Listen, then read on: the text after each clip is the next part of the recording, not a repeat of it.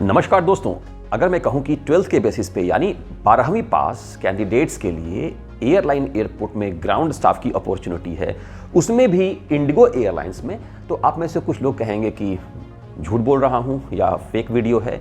इसीलिए दोस्तों मैं आपको डायरेक्ट इंडिगो एयरलाइन की वेबसाइट पर लेकर आ गया हूं और दिखाऊंगा कि ये वैकेंसी कहां पे है, सैलरी कितनी मिलेगी। तो सैलरी के रिगार्डिंग अभी ही बता देता हूं। तो यहां पर आपको लगभग जहां की वैकेंसी है उसके अकॉर्डिंग 20,000 से ऊपर ही मिलेगी, यानी कि इन टर्म्स ऑफ सीटीसी, यानी कि पूरे साल में कंपनी आपके ऊपर जो खर्चा करती है उसके अकॉर्डिंग बात करें तो लगभग 3.25 लाख के आसपास, यानी कि 3.25 से 3.5 लाख के आसपास आपको यहां पर सीटीसी मिलता है। वीडियो में दोस्तों पूरा आपको दिखाऊंगा, बताऊंगा अप्लाई कैसे करना है और बाकी चीजें भी। यहां पर दोस्तों 2-3 चीजें जान लीजिए जो कि इस वाली जॉब के लिए जरूरी है। सबसे पहले आपके डॉक्यूमेंट्स आपके पास बिल्कुल होने चाहिए। 10th 12th अगर आपने ग्रेजुएशन कर रखा है तो उसके डिटेल्स अगर आप बताना चाहते हैं तो, वैसे ग्रेजुएशन जरूरी नहीं है, अगर है तो अच्छी बात है, कोई बात नहीं। इसके अलावा आधार कार्ड, पैन कार्ड, पासपोर्ट और सबसे खास बात रिज्यूम और कवर लेटर जरूरी होता है। लिख कर ले लीजिए दोस्तों, जब भी इंडिगो एयरलाइंस में आप अप्लाई करते हैं यानी कि अपीयर होना चाहते हैं तो वहां पर दोस्तों आपको रिज्यूम और कवर लेटर 100% चाहिए। आप देख पा रहे हैं वीडियो के स्क्रीन पे, यहां पर दिखा रहा है रिज्यूम और कवर लेटर। ये इंडिगो एयरलाइंस का जो अप्लाई वाला पेज है, तो आप दिखा रहे हैं इतना सब कुछ यहां पर दिखा रहा है। तो दोस्तों आइए मैं आपको लेकर चलता हूं। अभी आप देख पा रहे हैं मैं हूं इंडिगो एयरलाइन की वेबसाइट पे। थोड़ा सा नीचे आया दोस्तों, नाउ हायरिंग वाला पार्ट है, मैंने यहां पर क्लिक कर दिया। क्लिक करने के बाद यहां पर अभी जो वैकेंसी है दोस्तों आप देख पा रहे हैं, इसके रिगार्डिंग मैंने आपको बता दिया था, फटाफट आपको बता देता हूं। देखिए हैदराबाद में दोस्तों 25 अप्रैल को और बेंगलुरु में 29 अप्रैल को दोस्तों, इसके अलावा 25 अप्रैल को फिर से आपको यहां पर वैकेंसीज कंडक्ट होने वाली हैं, इंटरव्यू कंडक्ट होने वाले हैं। तो दोस्तों इसका डिटेल तो मैंने आपको पिछले वीडियो में बता दिया था। तो अब आप बोलेंगे कि वैकेंसी कहां है, वैकेंसी कहां है, देखिए बता रहा हूं। यहां पर आप देख पा रहे हैं मैंने 3 डॉट्स पे क्लिक किया, इसके बाद में आ गया कहां पे, ऑल जॉब पे। पर दोस्तों आप देख पा रहे हैं बहुत सारी वैकेंसीज हैं। इसका मैं अपडेट, उन सारी वैकेंसीज का अपडेट मैं अगले वीडियो में लेकर आ जाऊंगा, लेकिन अभी जो सबसे ज्यादा जरूरी बात है उसको देखते हैं। आप यहां पर देख पा रहे हैं ना, क्या दिया है दोस्तों, वैकेंसी दिखा रही है और जो कि है ऑफिसर एओसीएस।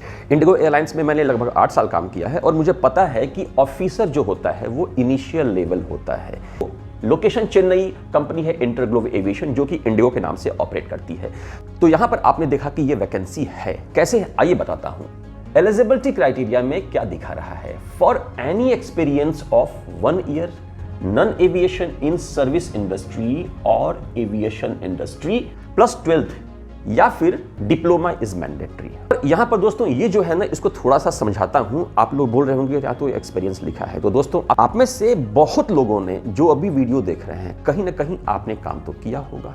उस एक्सपीरियंस को उठाइए, सही तरीके से उसे संवारिए, उसके अकॉर्डिंग तैयारी कीजिए थोड़ी सी, और फिर जो आपका रिज्यूम है उसमें इस एक्सपीरियंस को दिखाइए सही तरीके से। यहां पर कहीं भी दोस्तों आपसे उसका सर्टिफिकेट नहीं मांग रहा है। हां, अगर आप आगे जाएंगे डिटेल्स आपसे मांगेगा, वहां आप जाएंगे इंटरव्यू में। अगर आप एलिजिबल हो गए, आपने अप्लाई किया और आपके पास इन्विटेशन आ गया इंटरव्यू के लिए, तो दोस्तों होता क्या है कि यहां पर आपको इंटरव्यू में अगर आपने ये प्रूफ कर दिया, दिखा दिया कि हां आप में वो बात है, तो दोस्तों वो आपको ले लेते हैं। अभी जो पहला जो पॉइंट आता है, for any experience of 1 year, aviation कोई जरूरी नहीं है। क्या दिया है, नॉन एविएशन। नॉन एविएशन मतलब एविएशन से हटके जो भी आपके पास एक्सपीरियंस है, उस एक्सपीरियंस को, 1 साल के नॉन एविएशन एक्सपीरियंस को यहां पर आपको दिखाना है।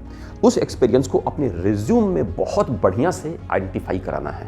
मैं फिर कह रहा हूं दोस्तों, वो काम मुझ पे छोड़ दीजिए कि आप कौन सा एक्सपीरियंस दिखाना चाहते हैं। इस वाले नंबर पे आप 169 का पेमेंट कीजिएगा, सारी की सारी चीजें आपको आपके अकॉर्डिंग मिल जाएंगी, यानी कि रिज्यूम और कवर लेटर आपको मिल जाएगा। 169 में बनवा लीजिएगा, जरूरी है मेरे समझ से।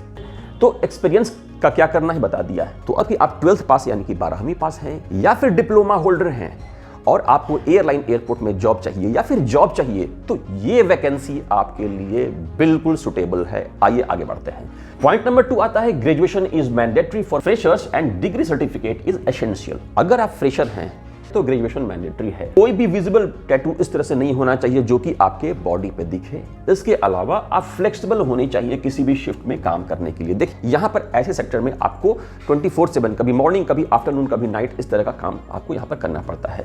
ये जो वैकेंसी है दोस्तों आप क्या देख पा रहे हैं, aspirants of ground staff only, security, customer service and ramp, right grooming is mandatory for the interview, business formals, wear and application. यानी कि दोस्तों यहाँ पर आप जाएंगे इंटरव्यू के लिए तो ग्रूमिंग जरूरी है, क्योंकि दोस्तों खाना जब देखने में अच्छा लगता है तो खाने का मन करता है। ठीक उसी तरह से अगर आप सही तरीके से जाएंगे तो इंटरव्यूअर के लिए पहली निगाह में दोस्तों आप राइट कैंडिडेट हो सकते हैं।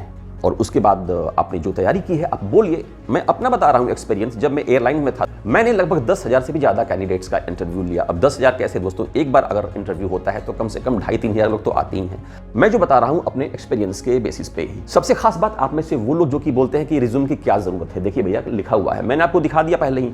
जब आप अप्लाई करेंगे तो रिज्यूम और कवर लेटर मांगेगा ही मांगेगा। इसके अलावा यहाँ updated hard copy resume with correct mobile and email address mentioned, photo staple to the resume. यानी कि दोस्तों आपको क्या करना है कि रिज्यूम बनाकर उसका प्रिंट आउट ले लेना है, उस पे आपका मोबाइल नंबर और ईमेल आईडी साफ साफ लिखी होनी चाहिए। इसके अलावा वहां पर आपको अपना फोटो ना साइड में स्टेपल कर देना है, राइट। पॉइंट नंबर 8 आता है उन लोगों के लिए जो कि एक्सपीरियंस कैंडिडेट हैं। अगर आप एक्सपीरियंस कैंडिडेट हैं तो आपके लिए क्या चाहिए, एम्प्लॉयमेंट लेटर्स जो जब आप ज्वाइन करते हैं तो आपको मिलता है, एक्सपीरियंस सर्टिफिकेट आप जब छोड़ते हैं तो आपको एक्सपीरियंस सर्टिफिकेट मिलता है। इसके अलावा एयरपोर्ट एंट्री परमिट, ध्यान देने की बात है आप में से वो लोग जो कि ज्वाइन करने वाले हैं, करेंगे या फिर कर चुके हैं या फिर जॉब कर रहे हैं या फिर जॉब छोड़ने वाले हैं, इस बात को बिल्कुल ध्यान से देख लीजिए।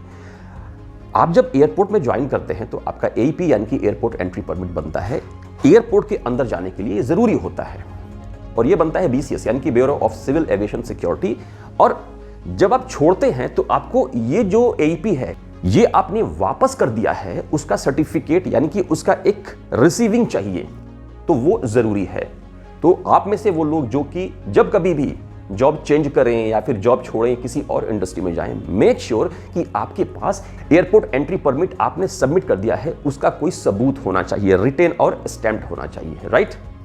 ये है दोस्तों जॉब पर्पस। जॉब डिस्क्रिप्शन में हमेशा कहता हूं कि आपको इसे पढ़ लेना चाहिए, क्योंकि जब आपका इंटरव्यू होता है तो इसके रिगार्डिंग क्वेश्चन अगर पूछ दिया जाए तो कम से कम आप बोल तो सकें। तो अगर आपको लगता है कि आप इस वैकेंसी के लिए एलिजिबल हैं, आप इस वैकेंसी में अप्लाई करना चाहते हैं, तो क्या करना होगा आइए बताता हूं। यहां पर दोस्तों जो अप्लाई बटन है इस पे क्लिक किया मैंने तो एक वेब पेज ओपन होगा। अप्लाई करने का लिंक मैं अब टेलीग्राम, इंस्टाग्राम में स्टोरीज पे और यूट्यूब के डिस्क्रिप्शन में डाल दूंगा। वो जो लिंक है दोस्तों उसे क्लिक करने के बाद कुछ इस तरह का वेब पेज ओपन होता है। क्रिएट एन अकाउंट, ये उन लोगों के लिए है कि जिन्होंने रजिस्टर नहीं किया है।